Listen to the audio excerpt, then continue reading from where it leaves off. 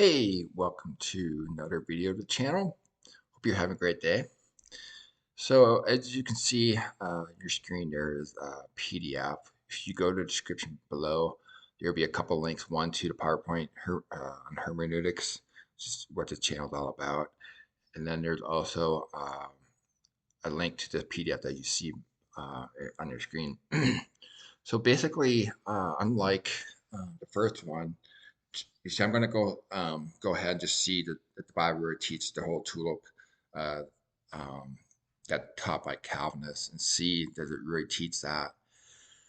So unlike the first one, the total depravity, I actually trying to find out about does it really teach the idea of being spiritually dead. So I pile a bunch of verses together pertinent to that, and then later on I say, well, you know, total depravity. Does it teach that? And so already I had a verse for it, and sure as heck, clear day, it does teach the idea of total depravity.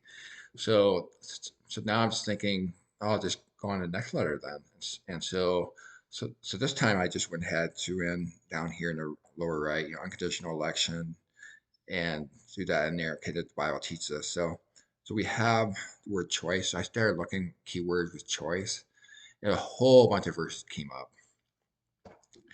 And so they're all pointing out that God God chooses and couldn't find anywhere man chooses God. So if you find a verse that along those lines where we choose them, by all means, they bring up. I might have missed it.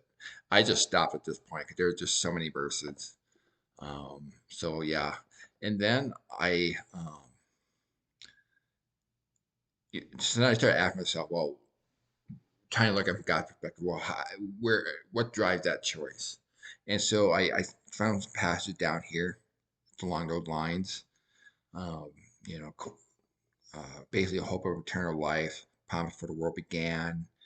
Um, the children of promise are accounted for the seed, not the natural seed. It's Romans 9:6-8. So along those passages, but so then I asked myself, well, does he choose it because of something we did? And often I hear it's because we chose to have faith. And I already have a video, faith versus works on that, how we get faith. I certainly don't conclusion that faith is something that we do on our own. But one passage that was pointed out to me is this here in Acts 17:31. Okay, so if we go to the very beginning of the chapter, Paul was in a synagogue of the Jews. Okay, so here's a Jew talking to Jews. Okay, so we got to look at things from their perspective. And so in the passage, because he had appointed a day in which he will judge the world in righteousness by that man whom he had ordained, whereof he had given assurance to all men, and that he has raised him from the dead. Okay, now this word "given" here, the idea that a gift that it was given to a person. Alrighty, and when it says all men, we have to look at their culture, the perspective of their culture, and who is he talking to, the Jews, and you have to understand the mindset of it. You have to understand the Jews' mindset, why they did this, and what was going on at this time, what path were they trying to fulfill. You go back to Isaiah, being a light unto the Gentiles. That's really what's going on here. It's not referring to every single individual person. Okay. Now, if you want to believe that, well, you go to the very next verse. Some mockers said, "We were here given this matter." So they obviously did not experience this assurance. Okay. Now, when a person's given assurance, it's not like a arm wrestling match where you're like you're arm wrestling against God.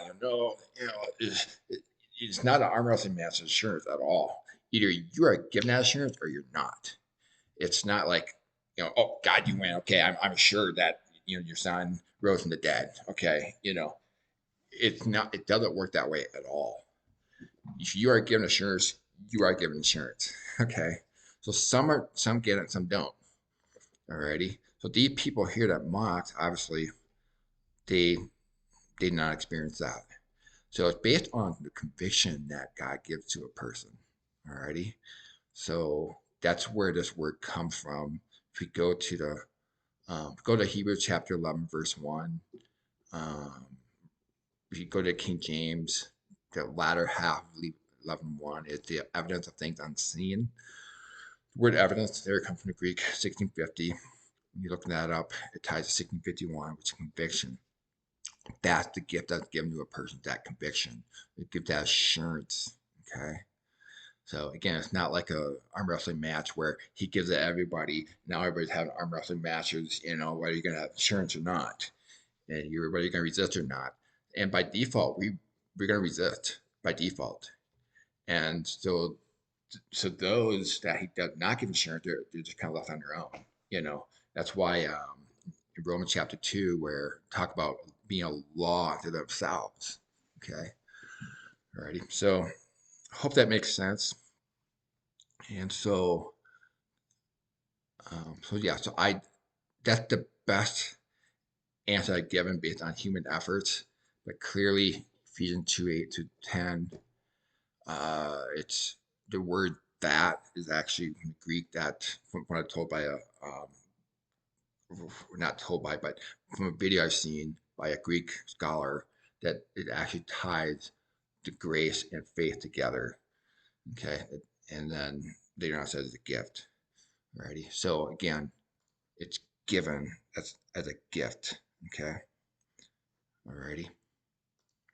So hope that makes sense. So yeah, so there's no reason to think that we chose him on our own anyway.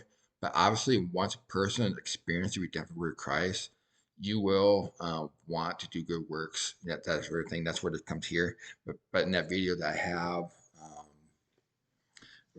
works or faith versus works, it goes over the verses, and one of them points out that you will want to do good works. You will have that desire once you become experience the uh, regenerative work. So, redemptive work of Christ. So, anyway, hope this all makes sense.